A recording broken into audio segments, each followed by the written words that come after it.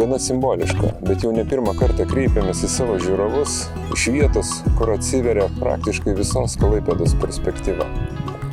Tačiau proga noriu jūsų paprašyti, paspausti patiktuką, dalintis mūsų video, na ir svarbiausia nepamiršti savo komentarų ir prenumeruoti šio kanalo.